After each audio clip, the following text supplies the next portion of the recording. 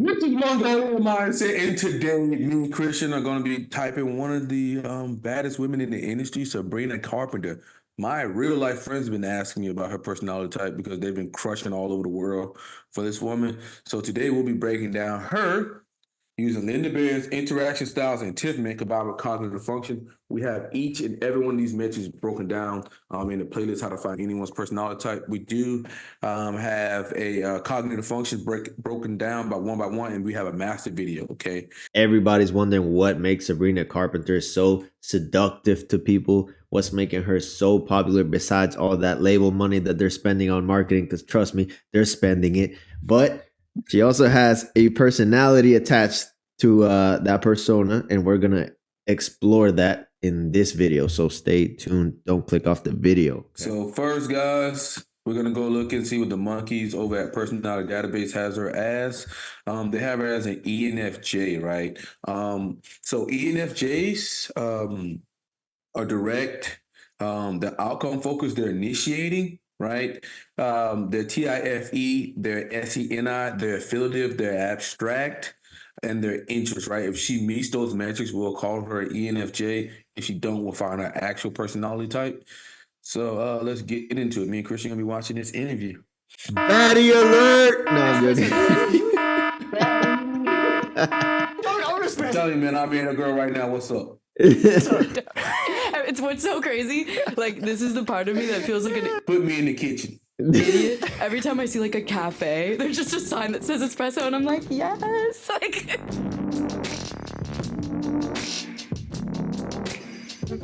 there's lots of ways we can start this conversation. Oh, it's Sabrina Carpenter, earth-shattering, chart-destroying, mega pop star. It's not where I want to start. It's not where I want to start. oh my God, what's happening? What's happening? Oh no. I want to start because I want to start. Wait, do you do this a lot? Are you gonna serenade me? No, I don't do the Ron Burgundy. All right, so she's getting frightened about what he will do here. Personally, not saying enough here, but he's fucking with that SE inferior right there, right? She is getting performance anxiety. You can see her freaking the fuck out, right? Because now you got me and you're doing some weird shit that I ain't seen before, and now you're freaking me the fuck out. Are we gonna play it back and look at her face? Yeah. What's happening? Oh no. SE inferior right Because I want to start. Wait, do you do this a lot? Are you gonna serenade me? No, I don't do the Ron you gonna Burgundy serenade trick me? very often. I don't pull the flute from my inner sleeve for just anybody. Are you about to sing at me? I'm not going to sing at you, but I'm gonna talk about where things start Okay, while because singing. She's freaked the fuck out. Like, oh my God, what? She's also being playful though. She's being playful, but there is a sense of fear of the unknown here, right? Like she's just like, what is going on? What's gonna happen? I don't know what's gonna happen, and she does seem to be nervous about it. So it's something that we can note at least. Yeah, and I would say that would be what people would classify as SE inferior right there. You can see that, okay, guys. But hey, we got a lot more to do here. We're actually going to be doing the interaction styles. We're not gonna just jump to shit because Mercer's that good, okay? We're not gonna just jump on shit because Mercer's really that damn good. Did you learn this dude, right now? I knew it when I heard it because the chords are ingrained in me. Like they are millions of people because they're so beautiful. Yeah. So amazing. And when you heard these chords and they turned into Dumb and Poetic, which is heartbreaking and funny and acerbic. Oh, when they hear the album, this guy's jogging so hard, man. Because get to the good stuff, man. Get to the good stuff. Jogging her. You've really made an amazing modern pop record, Sabrina. Congratulations. Thank you so much. Fucking love it. The sound effects. You get one really I have early none, so I'll just use my voice. It's by design. Okay. Only I get the sound effects. That's fair. How did you know you finished it? The album? Yeah. Very different from my last album where I questioned it until like the day before it came out. Like, is it done? And could I have changed it? And could I have written another song? And to be fair, I do have a hard time with the fact that I do feel like life doesn't stop. So like it's really hard to tell when a chapter of your life should be bookended. What is time? Bookended. Yeah. It doesn't really make sense other than the fact that you just have a feeling. I know it sounds very cliche, but you just know. Yeah. Right. You just know. Right? She's getting an NI. She's coming off very direct, okay? Catch that. She's coming off pretty direct. What do you think, Christian? I don't have a lot of enough information yet to kind of just like detail what she is, but she is coming off very direct because it's almost like she's finishing off her sentences really, short to the point. Close-ended. Where I just knew, and it wasn't even like, oh, and I wrote the 12th song, or it was all of these things that I had been trying to kind of put into words for a brief chapter in my life, that I was like, you know what? You could tally up that for progression. She said she didn't know when she was going to finish the project. It just happened over time, so she was just making songs, I was going to say that was more synthesizing there, more of the abstract, right? What she said there was more of abstraction, right?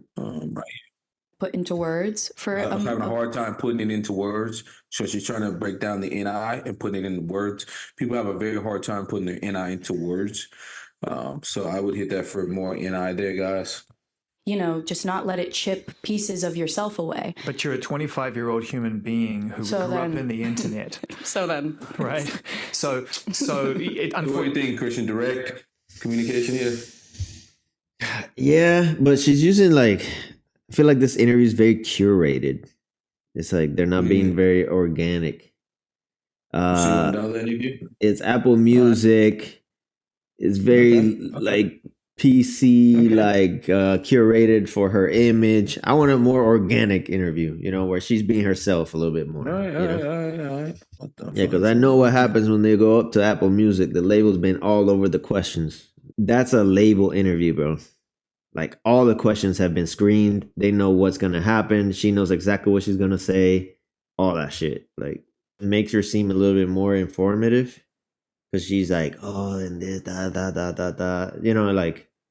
fuck that. I want an organic fucking conversation where she's talking like herself, not a curated label experiment. All right, so from popular demand, Christian asked for another interview, guys. So we're going to be looking at her with the hot wings. That's right. It's still there. Oh my god. We getting the real stuff around here. No label experiment ass interview. Hey, what's going on, everybody? For First We Feast, I'm Sean Evans, and you're watching Hot Ones. It's the show with hot questions and even hotter wings. And today we're joined by Sabrina Carpenter. She's a pop music force, the ripple. Baddie alert again!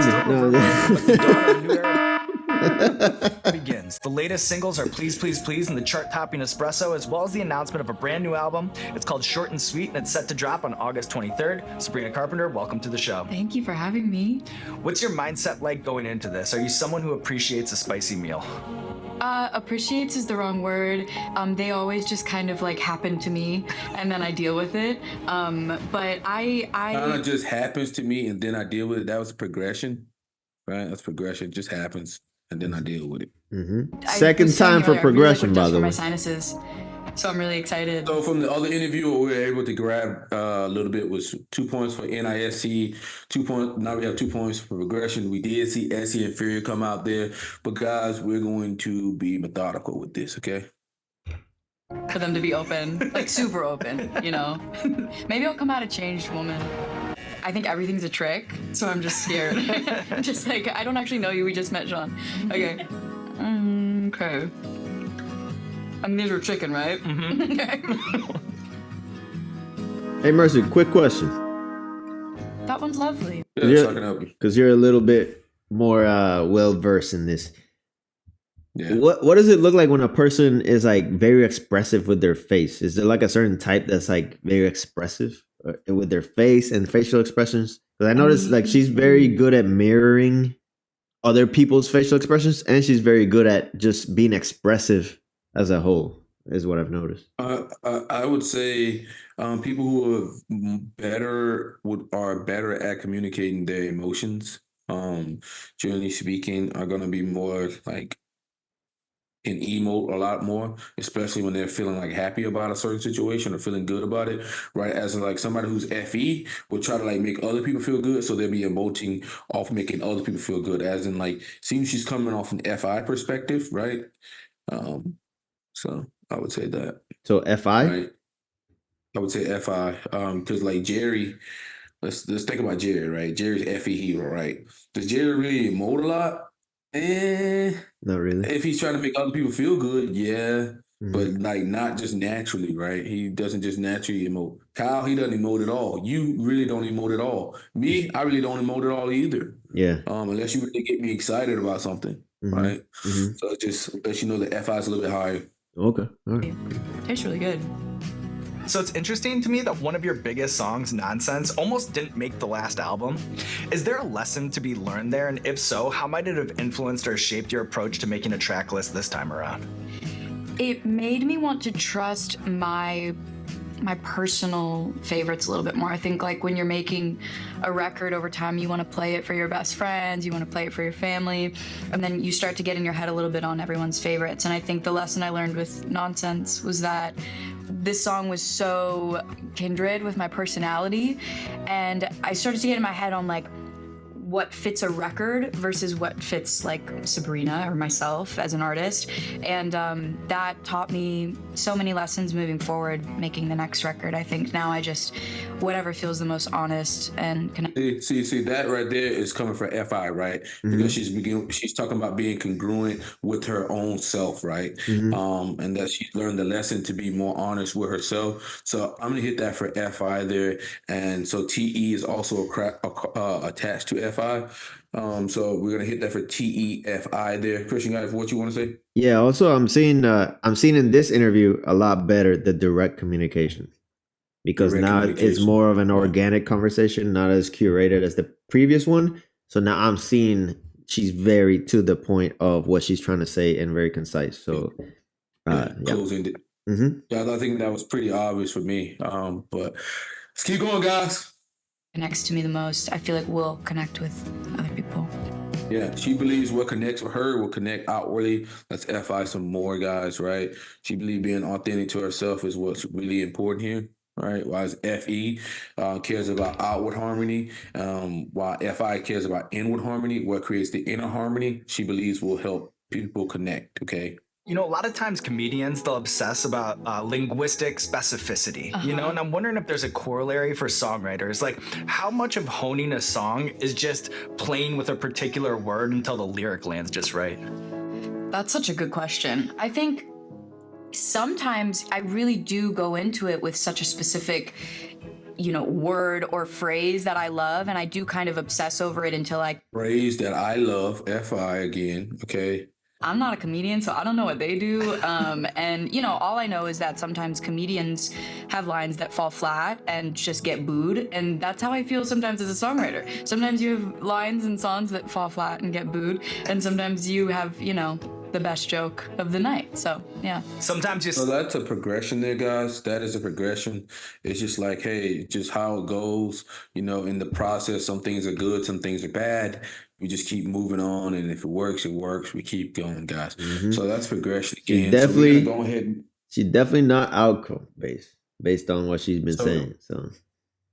So we're gonna hit her for direct, guys, and being direct, that eliminates 8 personality types, right? If she's direct, she can't be informative. So that means all your starters are eliminated. That means your ESFJ, ESFP, ENTP, ENFP are gone, right?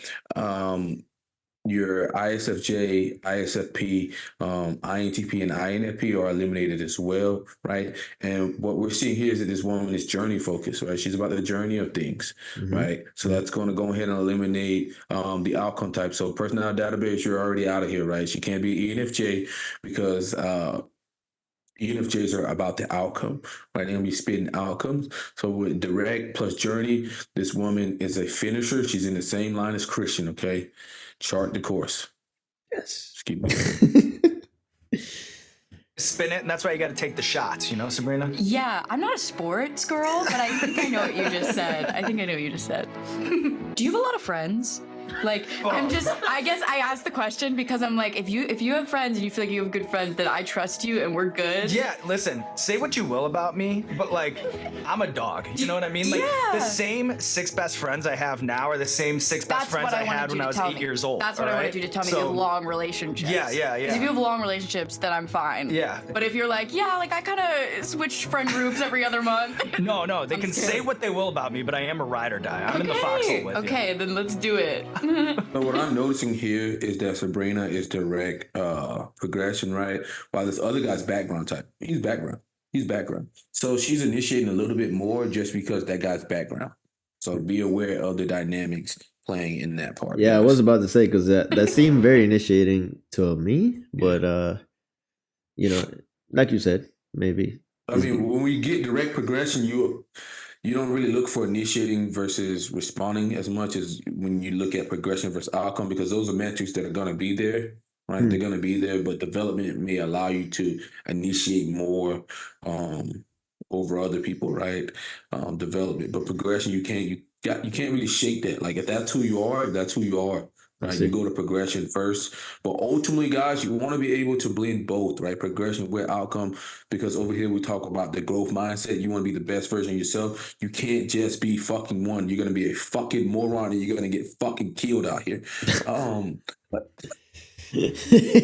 like we say, bro, stupid mother. I mean, like CSJ, my boy, but like in the ego hacker community, they think you're one or the other. It's like, you stupid motherfucker. If you're a TI user, you better have some TE behind it, and if you're a TE user, you better use some TI behind it.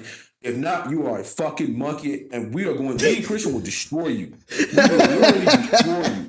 I will have a field day just mopping you up because you don't know what the fuck you're talking about, and you're gonna commit logical fallacies all over the place. So I noticed that you'll oftentimes take a break from your live show to talk one-on-one with a fan who's sitting in the front row, which can lead to everything from, you fielding general life advice to impromptu marriage proposals in the crowd.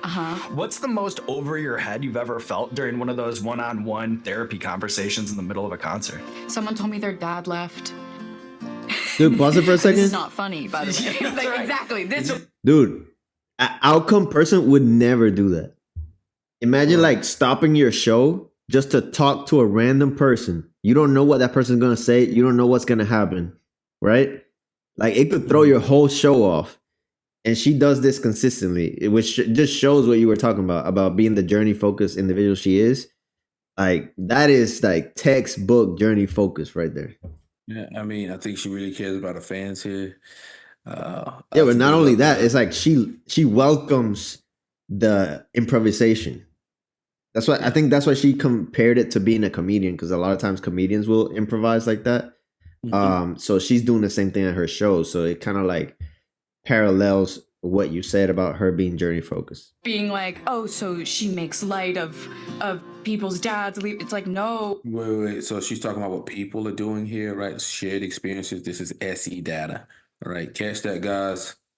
This is unfortunate. Yeah. You have people recording, being like, oh, so she makes light of people's dads. It's like, no, oh my gosh, but it's a show.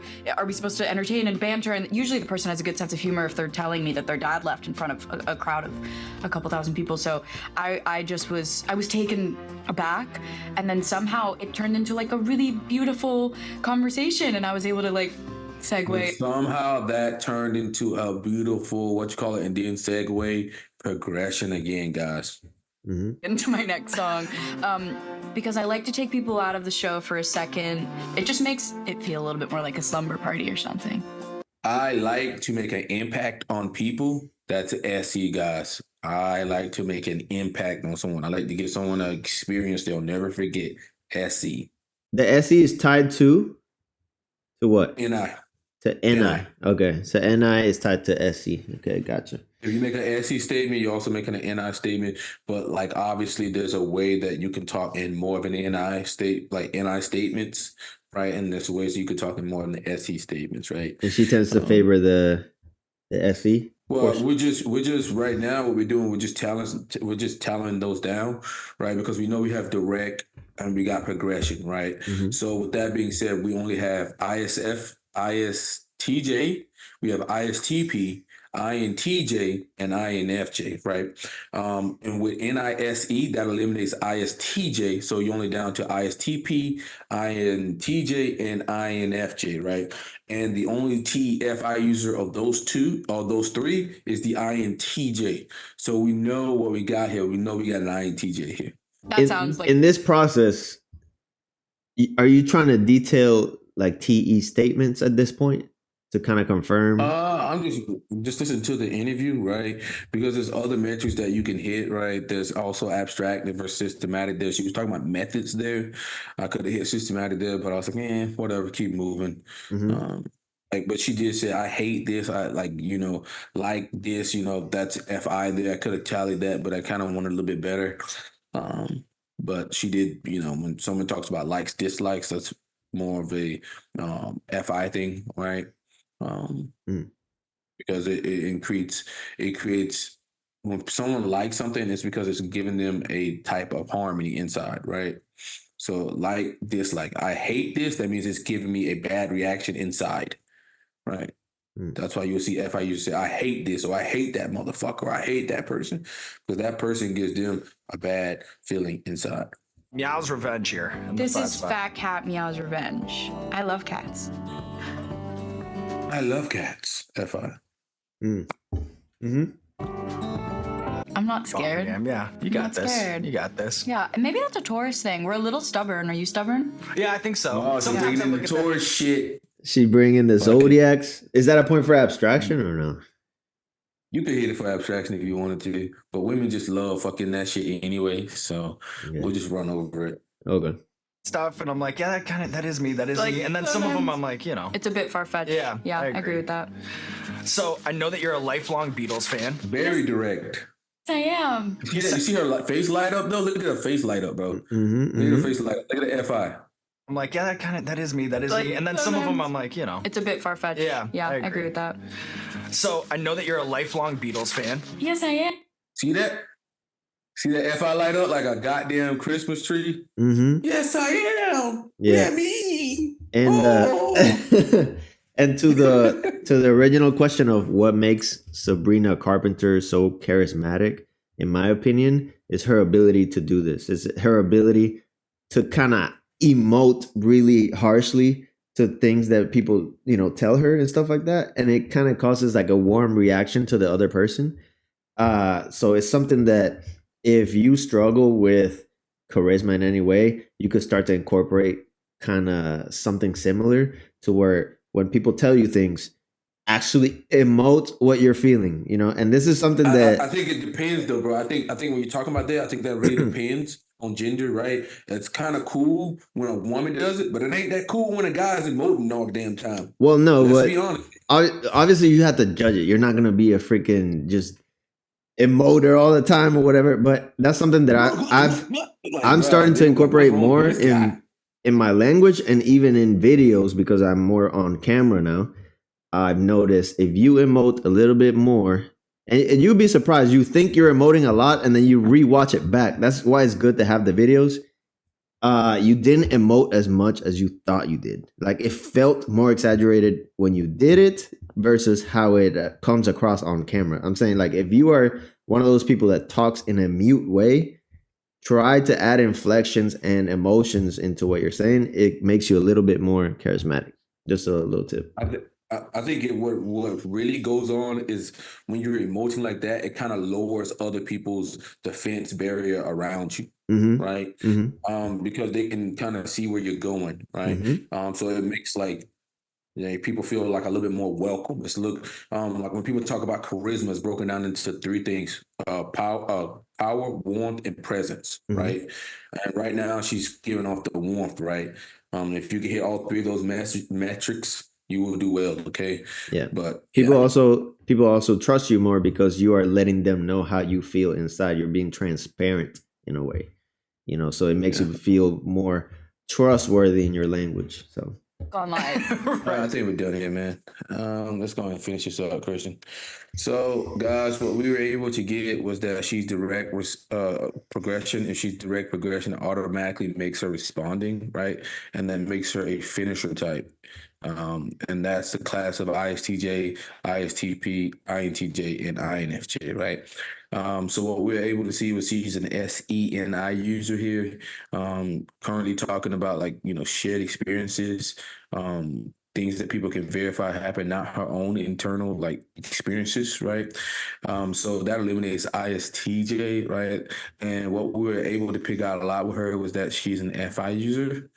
So she's an FI user. She's also a TE user, and the only TE FI user left out of those three is the INTJ, right, guys? So with that being said, we were able to knock her down, right, to INTJ based off knocking off those metrics here. But overall, INTJs are abstract, okay? They're more focused on what could be possible. Making their dreams become part of reality is a big thing for them, right? Their vision, they may be harping on something that they want to happen since they're a kid. So I guarantee if you asked her something like that, she'd be like, "Yeah, I knew I was going to be this famous person early on in my life, right?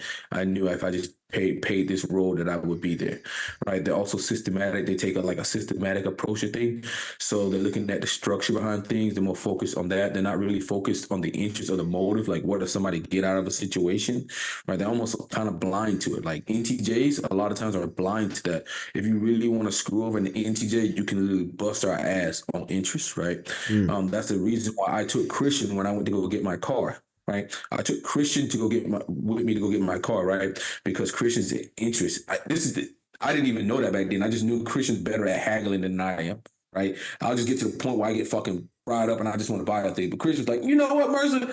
I seen a car down the street, bro. If these motherfuckers don't drop the price, we leaving. I'm like, bro, we really leaving? He's like, yeah, bro.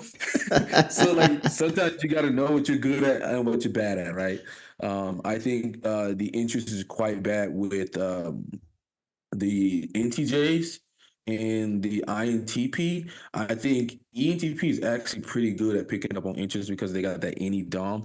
They kind of know what everybody wants, right? And they can like logically deduce it. So I think they're the most tactical of the NTs.